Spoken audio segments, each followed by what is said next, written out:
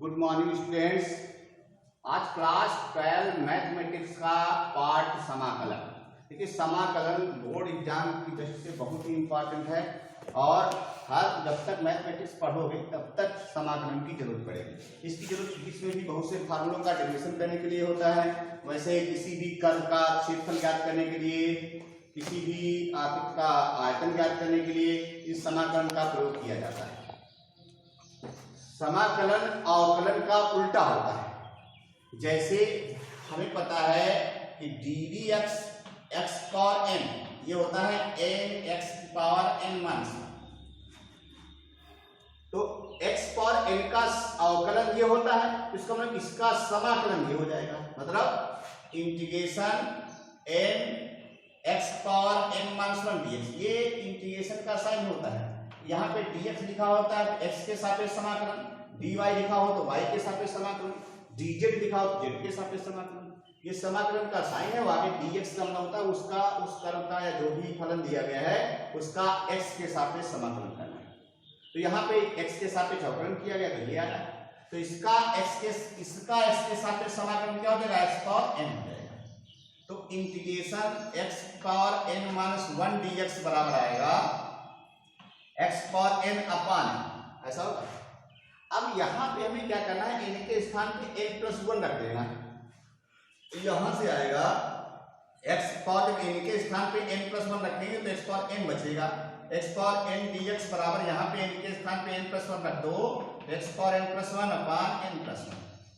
तो x power n का समाकलन क्या हुआ? x पावर n प्लस 1 अपान n प्लस 1। लेकिन देखिए, अगर हम x स्क्वायर का अवकलन करते हैं तो x स्क्वायर का अवकलन 2x हुआ, तो इसका मतलब 2x का समाकलन x स्क्वायर हो जाएगा। लेकिन अगर हम x स्क्वायर प्लस 2 का अवकलन करें, x स्क्वायर प्लस 2 का अवकलन करें तब भी 2x आएगा। तब 2x का समाकलन x स्क्वायर प्लस 2 नहीं आ रहा। तो इसका मतलब जब समाकलन करते हैं तो वहां पे एक कांस्टेंट जरूर होता है। तो यहाँ पे एक कांस्टेंट साथ में लिखा जाता है c। तो x पावर n का समाकलन क्या हो जाएगा? n x power n plus 1 अपान n प्लस 1 प्लस c। इसी प्रकार से अगर हम e की पावर x का अवकलन करते हैं तो e की पावर x का अवकलन e की पावर x ही तो होगा। तो e की पावर x का समाकलन भी e की पावर x हो जाएगा। इसका मतलब इंटीग्रेशन e की पावर x dx बराबर भी e की पावर x होगा, प्लस साथ में कांस्टेंट रहेगा। इस प्रकार से अगर हम sin x का अवकलन करते हैं तो sin x का अवकलन क्या होता है? cos x। तो cos x का समाकलन क्या होता है? इंटीग्रेशन cos x dx, उसका समाकलन क्या हो जाएगा? sin x। और प्लस ये cos x का समाकलन हो जाएगा, ये e की पावर x का समाकलन हो जाएगा। इसी प्रकार से अगर हम sin x cos x का देखें तो ddx cos x बराबर होता है माइनस sin x। तो माइनस sin x का समाकलन cos x होगा। Integration minus sin x dx ये बराबर होगा cos x। अब माइनस हटा दीजिए यहाँ से तो इधर माइनस लग जाएगा। तो इंटीग्रेशन sin x dx ये बराबर हो जाएगा माइनस का cos x और प्लस ये sin x का समाकलन होगा। तो इस प्रकार से अगर अवकलन के फार्मूले हमको पता है अच्छी तरीके से तो समाकलन उसका ज्ञात हो जाएगा। देखिए, इसे हम जानते हैं ddx tan x का अवकलन होता है sec स्क्वायर। तो sec स्क्वायर x का समाकलन हो जाएगा tan x। इस प्रकार से जिसका हमको अवकलन पता है उनके समाकलन आसानी से लिख लेंगे। यहाँ पे ऐसा नहीं कि अपने आप से कुछ मान लें उसका समाकलन कर दें, ऐसा कुछ नहीं होगा। पहले इनके फार्मूले देख लीजिए, फिर हम बताएंगे किस प्रकार से समाकलन साध्य किया जाएगा, किस प्रकार से किसी फलन का समाकलन किया जाएगा। तो पहले कुछ फार्मूले देख लीजिए समाकलन के। पहला formula integration x power n dx, x power n dx का होता है x पावर n प्लस 1 अपान n प्लस 1 प्लस। दूसरा इंटीग्रेशन e की पावर x dx, e की पावर x dx का e की पावर x ही रहेगा। एक होता है a की power x dx, 1 power x का हो जाएगा 1 power x upon log a और बेस और प्लस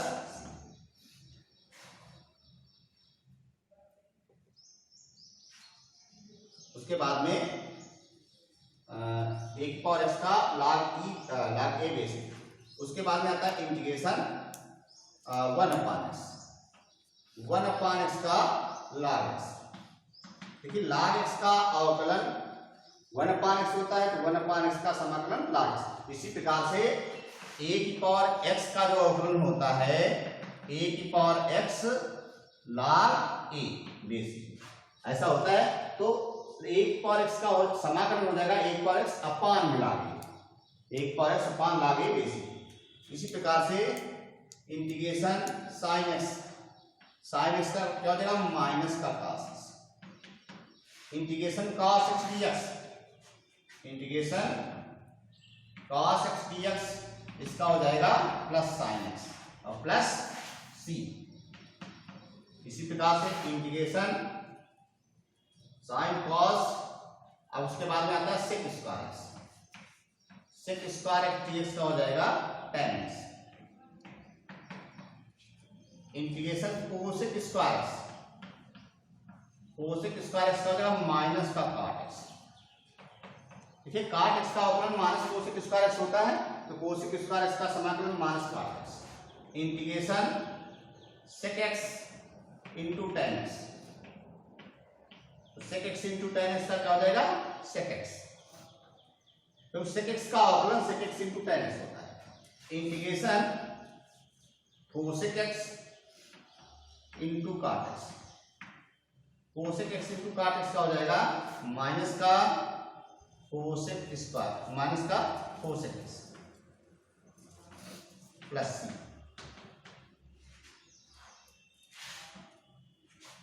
इसके बाद देखिए एक होता है integration 1 upon under root 1 minus x square, ये हो जाएगा साइन इनवर्स x।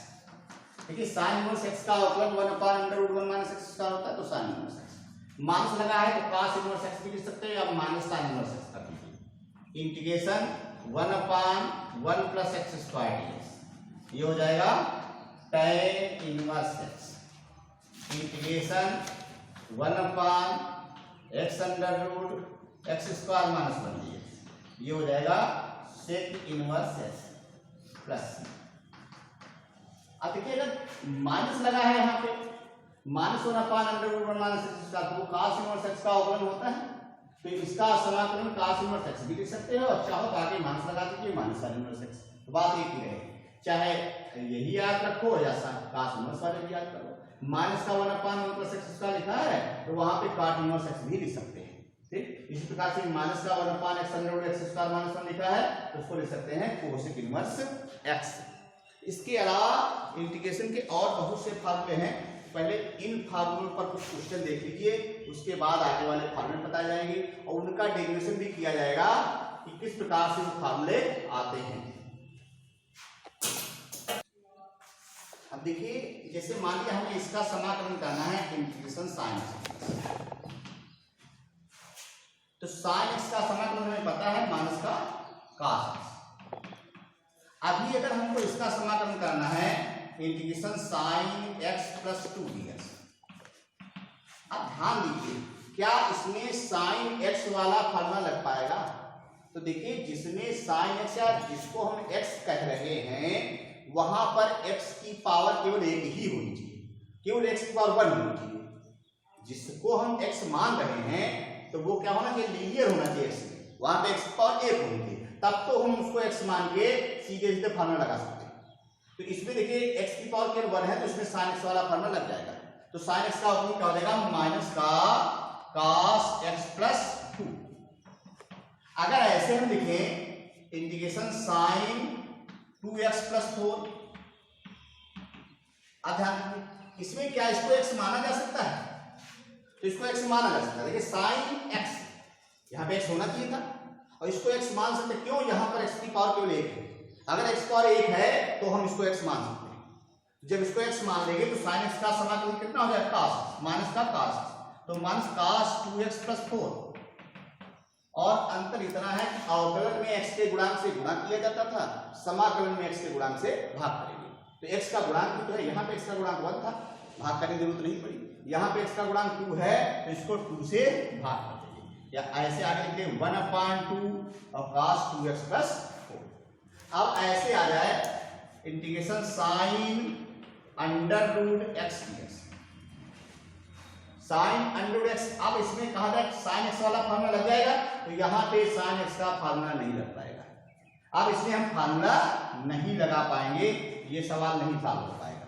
हाँ, दूसरे तरीके आगे हो सकते हैं, फिलहाल डायरेक्ट फार्मूला लगा के इसको अब सॉल्व नहीं कर पाएंगे। जैसे ऐसे लिखा हो इंटीग्रेशन sin x² + 1 dx। अब इसमें इसको x मान लें तो इसमें x मान के अब इसका इंटीग्रेशन नहीं हो पाएगा। आगे कुछ तरीके बनेंगे, लेकिन यहाँ पे सीधे सीधे इसमें फार्मूला नहीं लगा पाएंगे कि sin x का समाकलन हम cos x लिख दें, क्योंकि यहाँ पे x पावर 2 है। अगर x पावर 1 है तब तो फार्मूला लगा लेंगे, लेकिन अगर x पावर 2 है तो वहां पे फार्मूला नहीं लगा पाएंगे। आगे कोई गुणांक दिया गया उससे कोई फर्क नहीं पड़ता, पावर हमें देखनी है।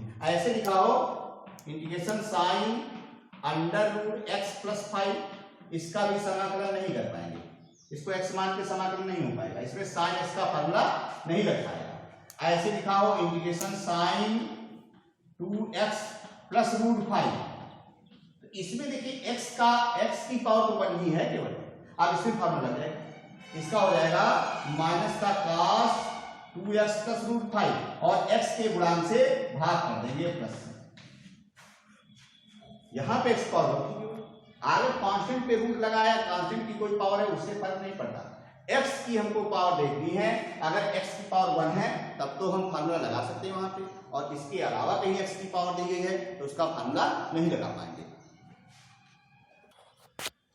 अब देखिए जैसे हमें पता है e पावर x का समाकलन करना है, e पावर x का समाकलन तो e पावर x हो गया। अभी हमको इसका करना है e पावर 2x का, तो क्या इसमें e पावर x वाला फार्मूला लग पाएगा? तो e की पावर x किसको कह रहे हैं? 2x, तो जिसको हम x कह रहे हैं वहां पर x की पावर केवल 1 होनी चाहिए, तब तो हम सीधे सीधे फार्मूला लगा पाएंगे उसको। तो यहाँ पे भी x पावर 1 ही है, तब इसमें e पावर x का फार्मूला लगा देंगे।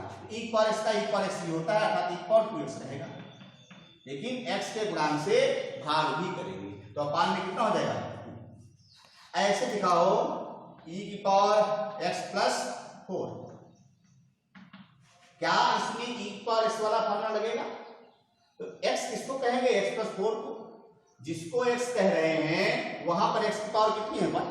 तो अगर जिसको x कह रहे हैं वहां पर x पावर 1 है तो हम e पावर x जो भी है वो फार्मूला डायरेक्ट लगा सकते हैं।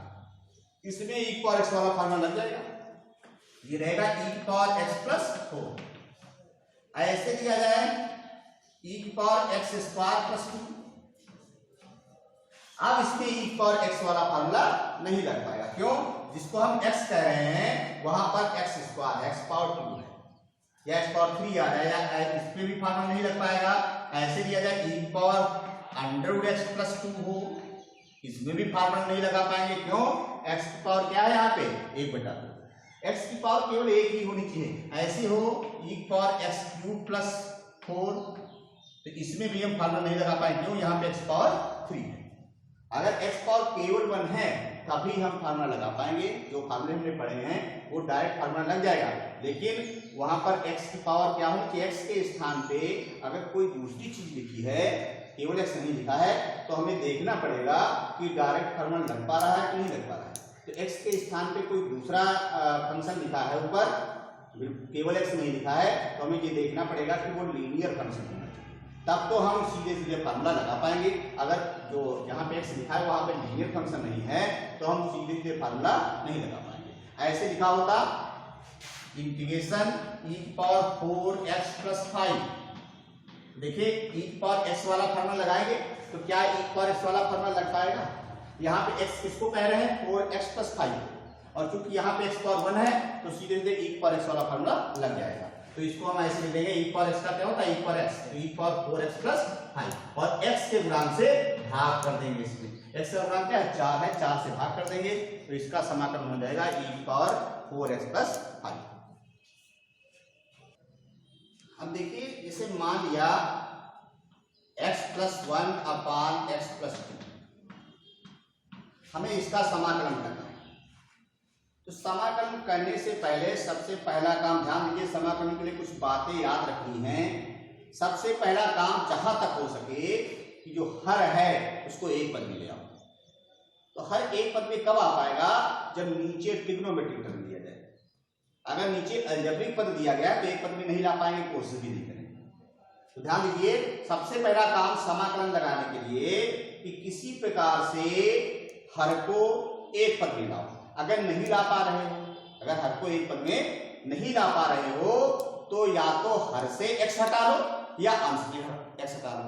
तब इन दोनों में से किसी एक में से इसको इस प्रकार से हम स्प्रेड करके लिखें कि उसमें या तो अंश में x हो या हर में x हो।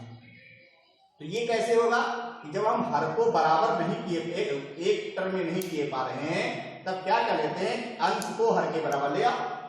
ऊपर क्या करेंगे, हम x+2 ले आए किसी प्रकार से। इसको क्या कर सकते हैं, x+2 - 1 और अपान x+2 ऐसा लिख सकते हैं।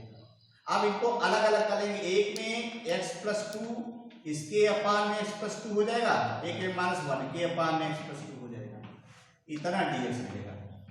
अब यहां से x+2 कैंसिल हो जाएगा, बचेगा इंटीग्रेशन 1 - 1 अपान x+2 dx। अब थोड़ा ध्यान दीजिए, इसमें तो x है ही नहीं और इसमें अगर x है तो केवल हर में है। हमने बताया तो हर में x रहे या अंश में। अगर दोनों जगह x है तो दोनों जगह से x हटा के या तो हर में x ले आओ या अंश में x ले आओ। अब देखिए, इसको अलग अलग समाकलन लिख सकते हैं। इंटीग्रेशन एक में 1 dx हो जाएगा, एक में माइनस का इंटीग्रेशन 1 अपान x+2 dx। और 1 का समाकलन क्या हो जाएगा, x। क्यों? x का अवकलन 1 होता है, तो 1 का समाकलन क्या हो जाएगा, x। और -1 अपान, ये क्या लिखा है, x ही तो लिखा है भाई। x+2 को x कहा जा सकता है, तो 1 अपान x का क्या होता है, log x। तो माइनस का लिख देगा log x। x क्या है यहाँ पे, x+2 और प्लस।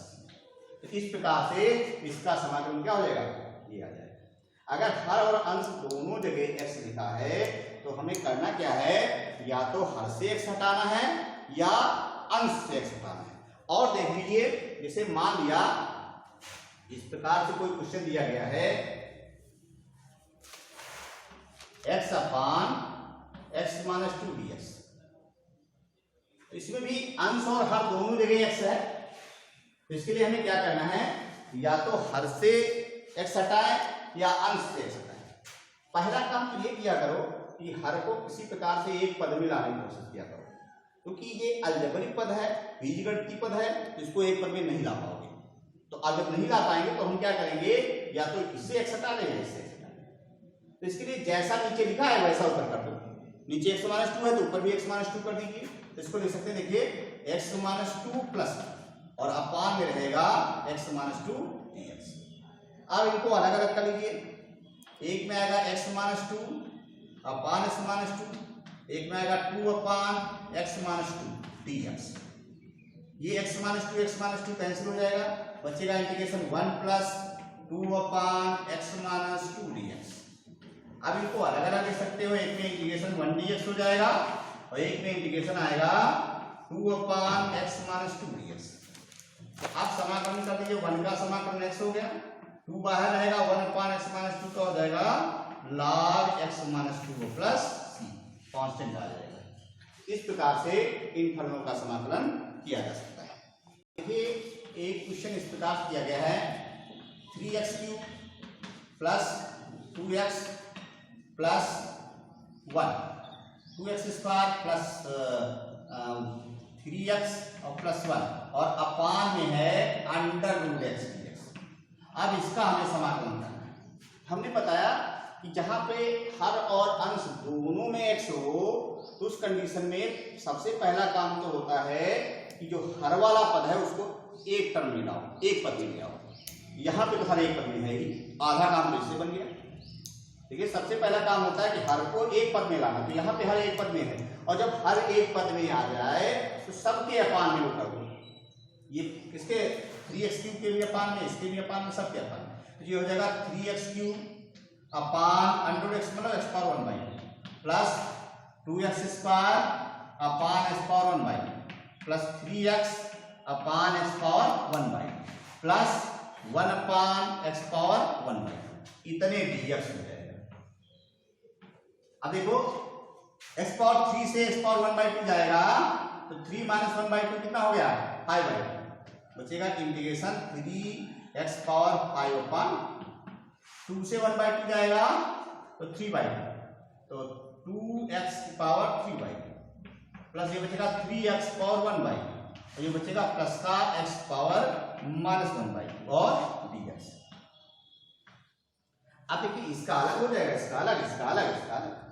इसमें देखिए x पावर n वाला फार्मूला लग जाएगा, 3 तो लिखा रहेगा, x पावर n का होता है x पावर n प्लस 1 अपान n प्लस 1, तो x power 5 by 2 plus 1 upon 5 by 2 plus 1 plus 2, ये हो जाएगा x power 3 by 2 plus 1 upon 3 by 2 plus 1 plus 3, ये बचेगा x power 1 by 2 plus 1 upon 1 by 2 plus 1 plus ये x power minus 1 by 2 plus 1, नीचे minus 1 by 2 plus 1 और plus solve करेंगे, ये बचेगा 5 2 7 बटा 2, तो ये ऊपर चला जाएगा 2, तो 6 बटा 7 इंटू एक्स पावर बचेगा 7 बटा 2, यहाँ पे आएगा 5 बटे 2, 2 ऊपर चला जाएगा तो बचेगा 4 बटा 5 और एक्स पावर बचेगा 5 बटा 2, यहाँ पे 3 बटा 2 आएगा, 2 ऊपर चला जाएगा तो 6 बटा 3, तो 3 3 कैंसिल हो जाएगा तो बचेगा 2 और एक्स पावर 3 बटा 2, यहां से आएगा प्लस का एक्स पावर 1 बटे 2 बटाएगा 2 एक्स पावर 1 बटा 2 और प्लस। इस प्रकार से जब हर केवल एक पद में दिया जाए तो हर को अलग अलग करके फिर सबका अलग अलग समाकलन कर देंगे। जैसे अवकलन में भी प्लस या माइनस लगा हो तो सबका अलग अलग अवकलन हो जाता है, तो जैसे समाकलन में भी प्लस या माइनस लगा हो तो सबका अलग अलग समाकलन हो जाता है। अब देखिए जो सेकेंड बुक है एनसीईआरटी की, उस सेकेंड बुक की पहली एक्सरसाइज लगानी है समाकलन की, और जो क्वेश्चन नहीं होते हैं उनको कमेंट में लिखना है और उनका सॉल्यूशन अगले वीडियो में दिया जाएगा।